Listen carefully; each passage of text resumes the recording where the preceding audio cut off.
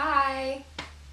It's Monday and we have a new focus for class, for a pose in class and for a theme in class this week. And even if you can't come to class here in Sacramento at It's All Yoga, I encourage you to watch along and take the invitations and the tips for the poses and play with them on your own.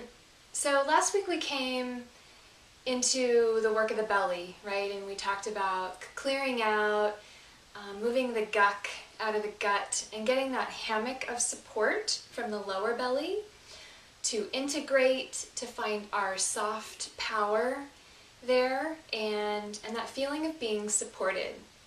So this week, it's going to be really important that we stay with this kind of support from underneath, that we stay with this power.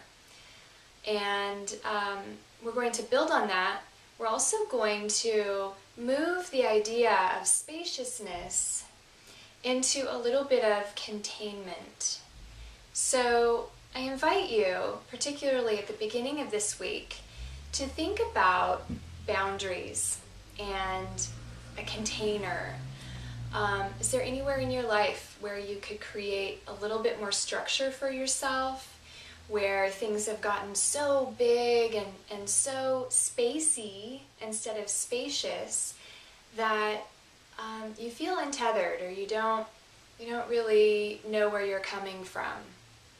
So that's idea one. Idea two is Chaturanga. Dun dun dun.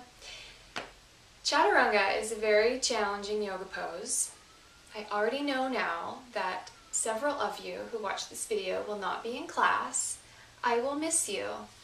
Chaturanga is like a push-up. You start in a traditional push-up and then you bend your elbows. And so, by definition, it requires a lot of upper body strength. But if we come from the belly work we did last week, and we'll get tips on Wednesday, stay tuned, for things not to do and things to do in the pose, particularly in the shoulders. It's really common for people to come into the yoga studio and say, oh, I hurt my shoulder doing Chaturanga.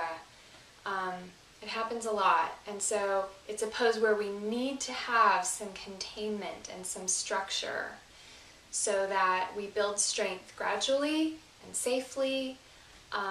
It's a really powerful pose, and especially as women, it's really empowering for us to do, to really own that strength.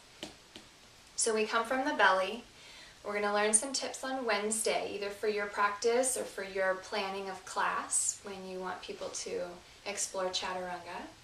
I'm very excited about it. It's one of my favorite poses, even though it's one of the most challenging poses, because I really like this idea of containment. And then in the end, the container is not that important anyway, right? We're actually more interested in what's happening inside the pose, what's going on in the contents, what's going on for you. So we're going to work with the container of Chaturanga, and I hope to see you or hear from you, blog or comment. Would love to know how you're doing in your practice. See you soon.